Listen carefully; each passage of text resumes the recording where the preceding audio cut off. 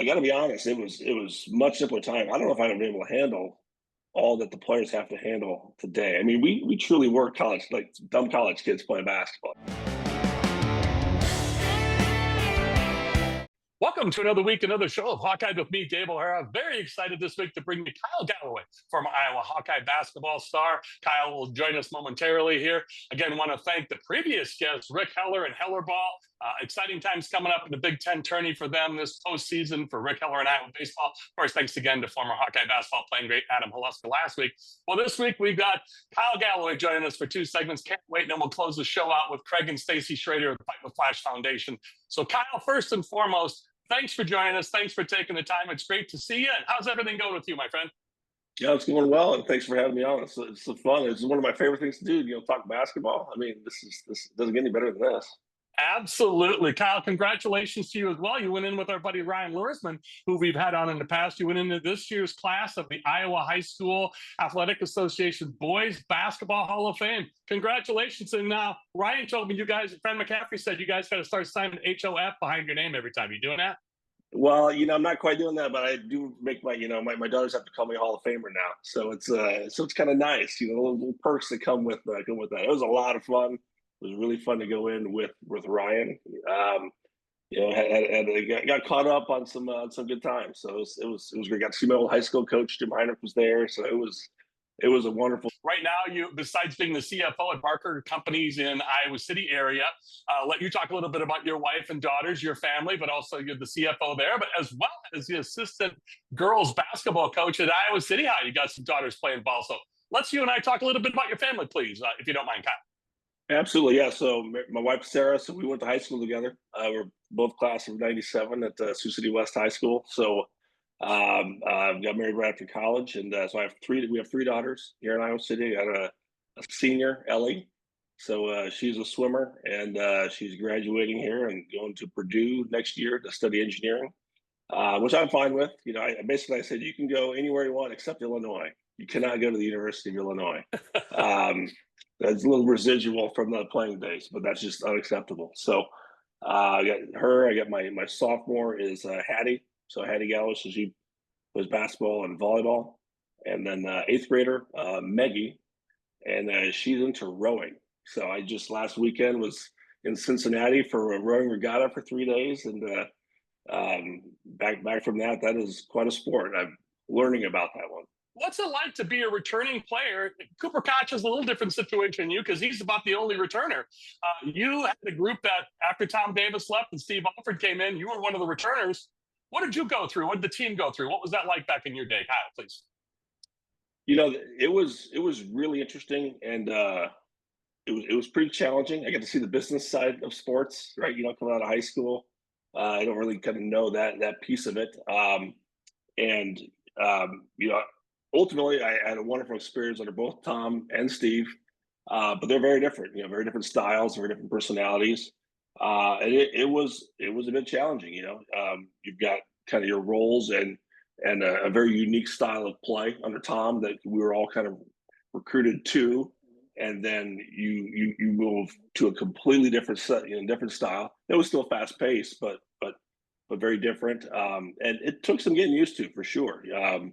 I'd spent 2 years kind of like finding the spots in Tom's offense and in the fast break, kind of, shooting thousands of those shots. And those shots weren't available under Steve's kind of motion-based offense. We were rarely ever coming off screens in Tom's system. And all of a sudden, Steve's entire offense is predicated on, I'm coming off screens constantly and no real pattern, pure motion. So it was, it was a challenge. And I think most of the guys adjusted well when you're young. You can figure it out, but it is different. It's day one, and coaches don't know anybody. Kind of what you had done to that point kind of doesn't matter, and so you kind of have to kind of reestablish. Hierarchy is probably the wrong word, but kind of reestablish yourself with this coaching staff, and it certainly was. For me in particular, it was tough because Tom was the only coach I had ever known at Iowa. I have no memory of Lute or George. So in my mind, he's like president of the United States, right? And like, what was Iowa basketball without Tom? So that was a mental hurdle that I had to kind of get over. And plus, Steve was an Indiana guy. Like, I rooted against him, right? So that particularly, it was just a very unique transition there. So Did you guys have players only meeting initially saying, hey, here's what all the things you just mentioned, here's an adjustment, or are you just guys kind of jumped in feet first and went after it? I think we just kind of jumped in, and part of it is our situation was pretty unique back then because we had known for over a year, right, that it was going to be Tom's last year. That was a very programs don't do it like that anymore. So in that regard, it was very different, right? Like, we had kind of had our meetings and processed it, for over that entire previous year, and so I think by the time it came to actually naming a coach, I think we've been through all the stages of whatever, right? And now we were just ready to know who's next. That very different than the current situation, right? Where you go to bed one night thinking next season is with one coach, and you wake up the next morning and it's not. So I think that would be actually more challenging from a player standpoint than what I went through when I had plenty of time to kind of prepare myself for it. Yeah, and I think your career is so intriguing. Besides the whole coaching change midway through, you had played almost every game or every game your freshman year. Then you come back your sophomore year, a couple games. Well, then you got a red shirt. Come back for your other sophomore year, played regularly, started sometimes, and then your junior year again, stop, start, hurt, played towards the end, and then you were part of that Big Ten tourney championship run with Alford and crew. That had to be, and then finally, I got to believe for you, and take us into that if you would, what it was like when you finally had to say, I physically can't do this anymore, and I've got another year or so left at Iowa, but I just can't continue. Because you came in awesomely as a presidential scholarship awardee. So you weren't even really on a basketball scholarship. Technically, you were a walk-on, but you started and played most of the time. But you were a presidential scholar awardee, and so came into Iowa on that scholarship. But what was it like for you? Because obviously you had a great life set up after basketball, but that still had to be an incredibly tough decision because, as you mentioned, that's all you've known your whole life to that point. Oh yeah, it was certainly very challenging, and yeah, I did have the academic scholarship, but I came here to major in basketball, right? And that was my absolute primary focus. I had to keep the grades up, but I was not thinking about career or anything at all. For me, it was that practice and that game. I wasn't good enough to miss practice, so I just kind of needed to really lock in every single day. From an injury standpoint, I probably consider myself a little bit fortunate. Much like with the coaching change, it wasn't a sudden thing, right? It wasn't, like one night, one day I'm at the peak of my game, and then I pop an Achilles or blow a knee, and I'm never the same. That to me, like, psychologically, that would be really difficult to deal with. With my back, it was a degeneration issue, and I mean, so it was a little bit every day, So I saw it coming, and it was slow. I had time to prepare and get mentally ready and adjust and do the treatments and all that. And so it was kind of a slow motion change, But by the time my senior year hit, that's when I knew, like, like I just wasn't talented enough to not be 100%, and be effective. And we had young guys coming up who were really good at that time, and just as like it's time for the young guys it's time for the Brody Boyds of the world to get their shot at it. Folks, he is Kyle Galloway, former Iowa Hawkeye basketball playing great. Kyle, you ready to roll for another segment? Oh, absolutely. Let's do it. Great. Looking forward to it. Thank you, Kyle. So for Kyle Galloway, I'm Dave O'Hara on Hawkeye. We'll be back with more in just a few moments. Hawkeye is brought to you by BettorEdge, your ultimate social betting marketplace. With no VIG, you're bound to win more on every bet on BettorEdge. Founded by Hawkeye alum James Siles and proud Iowan Greg Kieski, BettorEdge delivers an unmatched betting experience. Plus, what's not to love when they're committed to supporting charities and children's hospitals near you? Join the action now. Sign up at bettoredge.com/Hawkeye and get $10 to start winning more today. BettorEdge, where your social betting means your bets go further and you win more. Welcome back to Hawkeye with me, Dave O'Hara. Momentarily, you'll see our buddy Kyle Galloway rejoining us. Kyle, of course, former Iowa Hawkeye basketball playing great. This year's class, the Iowa High School Boys Athletic Association Hall of Fame. And you and I were talking off the air. Let's bring it on the air, Kyle. Again, thanks for rejoining us for the second segment. But it was hilarious talking with you about the mutual friends that we have, the Heinrichs specifically. And, I was saying during your championship runs, you never got a state title in your playing days, but 2 years later, Kirk Heinrich, of course, the NBA player, former NBA player, and Jim, his dad, got the state title a couple years later at Sioux City West.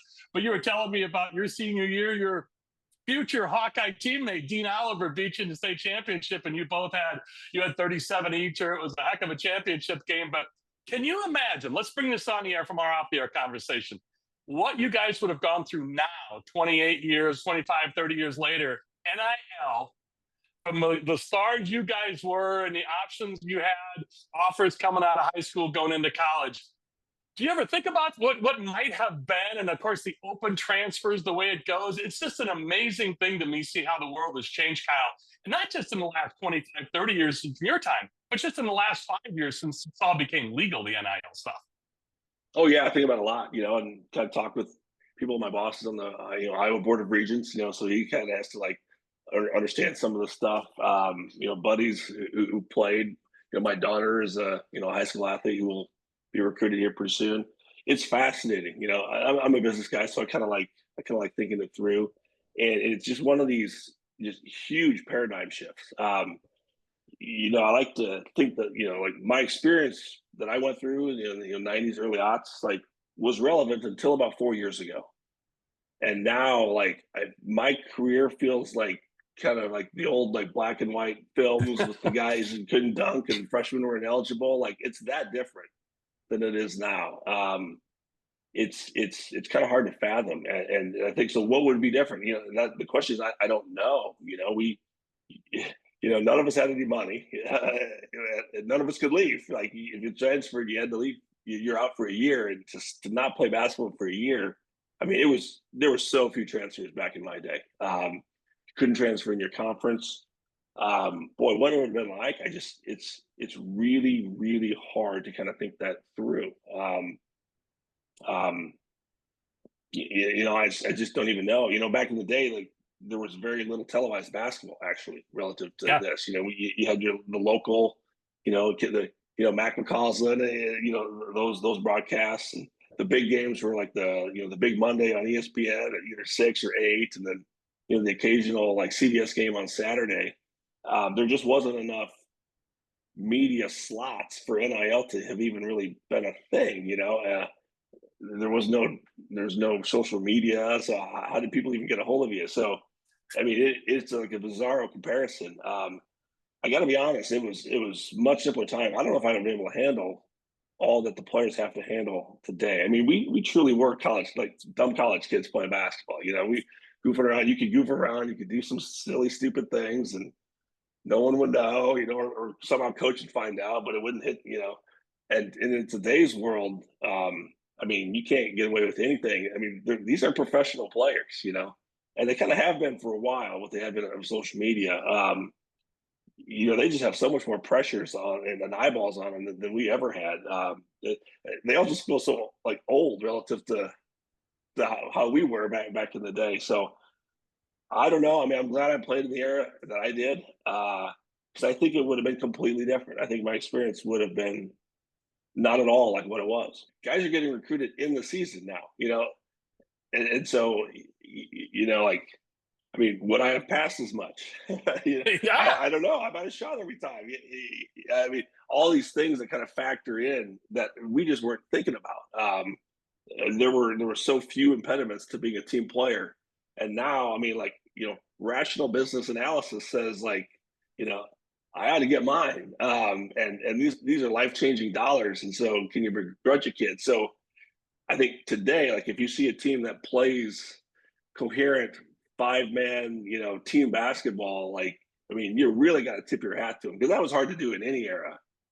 But now it just seems almost impossible. You would be able to get, 18, 19, 20-year-old kids to be able to do that with all of the extras that they have to deal with. It's kind of stunning. It really is. I mean, they're professional. They really are. They're so mature. I mean, like I watch these guys do interviews, and like I feel like they're older than me. I mean, I would hate to go back and see some of my old interviews. Like I had no one coaching me. There's no like no agent. I mean, I didn't have much practice. I mean, we all seemed like 18, 19, 20-year-olds back then. And these guys don't. And I suppose in that regard, that's an improvement. I mean, they come out like, I think, well prepared for whatever is next, because they're under a microscope that we never were. As we record this on Tuesday afternoon, May 20th, Seta Falter, it was named yesterday as coming back to a special grad assistant at Iowa. Paid position, by the way. But great to see her back, and Jan keeping that tradition, the Bluter Jensen family business going here. And it really is a family, isn't it, Kyle? And I know you having daughters and being close to the Hawkeye community, coaching at City High, that's got to be a great thing to be a part of or to see. Oh, absolutely. I mean, it's amazing, not just with this program, but like, Iowa in general, but like, at least when I was playing, Lisa Bluter was the coach. I mean, that was a long time ago, and there's just so much continuity, So Randy Henderson, who was Randy Peterson, she came in with me. We came in the same class. Iowa really does keep it, it is a family, and that I think that helps a lot. I think it's a huge competitive advantage for Iowa relative to other programs. We can't sell you on the ocean, mountains, big city, like we're kind of out here in the middle of America. But we have this continuity in many of our sports, and particularly women's basketball, where like it is a top-notch culture. They're there for you for the long haul. And so if maybe coach is giving you some tough love that first year, like you can look around and there are people who can say, hey, stick with it. There's a method behind the madness here. You sometimes have to wait your turn.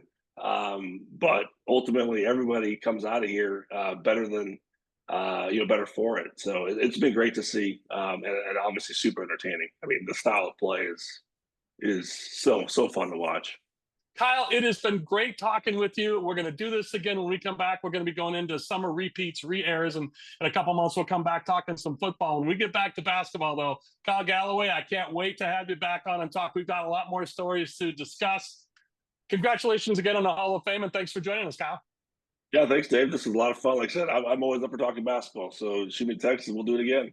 Look forward to it. Folks, there he is, Kyle Galloway, former Hawkeye basketball playing great. I'm Dave O'Hara with Hawkeye. We'll be back to close out the show with our Fight with Flash Foundation charitable segment with Craig and Stacy Schroeder. Back with more in just a few moments. You don't have a lot of time to make decisions today if you want to be out front with the newest products. This is Joe Mershman from Mershman Seeds. Did you know that we're one of the first 2 companies to offer Enlist E3 soybeans in the United States? And because of that, you benefit from it. Here's Ben Pieper to tell you more. With Enlist E3 soybeans, we have a front row seat to the highest yielding germplasm that's on the market. That allows us to focus on the things that matter to you, making sure you get what you ordered delivered on time to ensure the highest yielding soybeans for your farm. Contact your local Mershman Seeds dealer today. They care and are ready to help you.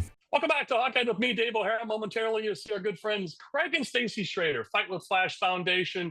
And again, please go on social media, Facebook, Fight with Flash Foundation, or online, fightwithflashfoundation.org. Can't wait to have Craig and Stacy catch us up. Stacy, first and foremost, great to see you. Thanks for joining us. How's everything going with you? Good. Thank you so much. It's so good to be here and to be chatting with you again. Yes, as always. And Craig, great to see you. How you doing, my friend? I'm doing awesome. It's great seeing you, Dave. Yeah, as always. Thank you, Craig. So, Stacy, let's start with you, and then we'll close out with Craig. You guys just got back from a Florida trip where you were talking with Dick Vitale, and you were at your annual foundation event there at Dick Vitale's place in Florida. And Dick, of course, a known cancer survivor and champion of fighting cancer, but specifically children's cancer. Talk to us about that and update us. It's been 10 years, a little over almost a month ago at the end of April 28th, that Flash left us. He would be 25 now. And it's just incredible to even try to fathom that. And congratulations again to you folks at the end of last year. Under 10 years, you passed the $1 million mark. And viewers, I want you to know, every penny that goes in is 100% donated to the University of Iowa Stead Family Children's Hospital. So 100% in, 100% out. So Stacy, give us some great news about that Florida trip, please. Yes. Oh my gosh. Well, of course, we look forward to it every year. And especially, I mean, even more, this was a 20-year anniversary for the Dick Vitale Gala this year. And for him to be there and be in remission, I mean, he is cancer-free. It's amazing. So we're so happy to get to go and see him and again, you wouldn't even know it. He remembers everybody. He knows, he's so with it, and I love it so much. But that's always such a special part, or a special time for us to go and be around all these other people. We meet so many new people, and we met some really cool families and hear their stories. And we always walk away or come away from those just so touched, and always so just feeling the love from everybody, and always inspired by other people's stories too. And it's awesome. We love it. And it's such a great little getaway too. Yeah, and there you go, right there. That's the thing. It's not just fun, but it's productive and it's inspirational. And I think the amazing thing to me, and I was telling you and Craig off the air, let's bring it on here. Congratulations, we're fully empty nesters now. We said that last year to you, but now your son Cody just graduated from the University of Iowa Tippy Business School. That's awesome. And then your daughter Haley just finished her freshman year at softball and school at Drake University. So you still have to move on, as we've all talked about over the years with your family, and how well the surviving family does after a tragic event like losing Flash. And, awesome Flash Schroeder will never be forgotten because of the great work you and the Fight with Flash Foundation have done. But it's great to see the family, your family as well, with Cody and Haley doing well, and you and Craig. So you're very productive and successful in your real estate business, and of course, Craig, in the insurance industry in the Iowa City area. But that's got to be a special recollection for you to see how, yes, what a huge hole in your life it is without Austin Flash Schroeder, but your son. But my goodness, as you and Craig have always been a testament to, life does move on, unfortunately. Yes, yes. I know. And we do feel like, so our kids, just because, we've always talked about him. So it's like, we're never letting him out of our hearts, or we're always speaking about him. The kids are always, so they grew up just, the last 10 years of losing him, but he's always with us. So, and they know that too. And they always know he's with them in every step of their journey in their life. And they're doing so well. And we're so thankful and blessed that they turned out how they have. I feel so thankful and grateful and just blessed. As well you should, because again, that is an awesome story. And Craig, I'll say the same congratulations to you, but now you've got to talk about some Crosstown Classic baseball. We're coming up on almost 10 years approaching, and then after that, we'll have you on again going into this, from this summer into this fall, with the golf classic or the golf tournament fundraiser you guys do. It never stops for you guys, does it, Craig? No, and it shouldn't, right? I mean, that's the end of the day. We actually just met with the doctors in the AYA program, and just gave us an update, and they shared with us how important our donations are to continue to drive this program and move it forward. And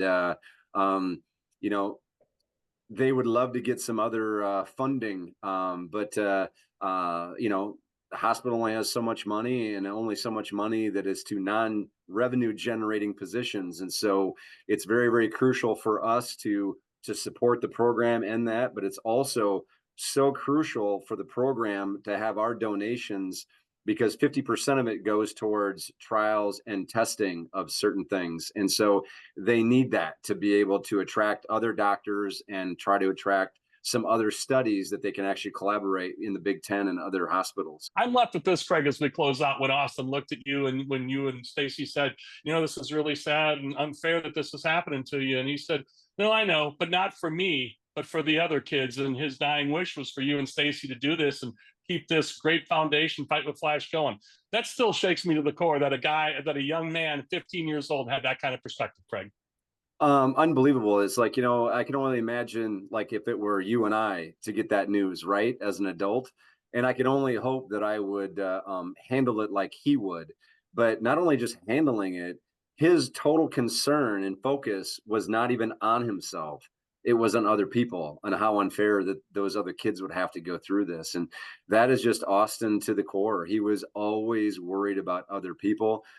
He celebrated other people's success more than he celebrated his own on and off the court in the field. And it was so much fun to see him play, because he loved playing with friends and loved celebrating their successes. He actually just met with Dance Marathon and did a video yesterday at the University of Iowa. And interesting enough, no one's ever asked us this question before. They said, if you had a few minutes with Austin and you could ask him one question or one thing you would say to him, what would that be? And of course we said, well, one, we love you, right? And but two, to me it was, thank you for allowing us to be your parents and inspiring us and giving us, I would say some additional or redefined purpose that we can actually continue making a positive impact, that positive ripple effect to others. And that's all because of him. Thanks so much again, as always, Craig. Great to see you. Great seeing you. Thanks, Dave. Thanks so much. Truly Dave. my pleasure. Stacy, thank you so much. Great to see you, and have a great summer, Stace. Yes, you too. Thank you, Dave. You're very welcome. For Craig and Stacy Schroeder and Kyle Galloway and my production partners at BettorEdge and BettorEdge.com, Craig Stacy and James Siles. Again, check out fightwithflashfoundation.org or go to Facebook, social media, Fight with Flash Foundation. So for the aforementioned folks, I'm Dave O'Hara with Hawkeye. That's all from us. Thanks to all of you.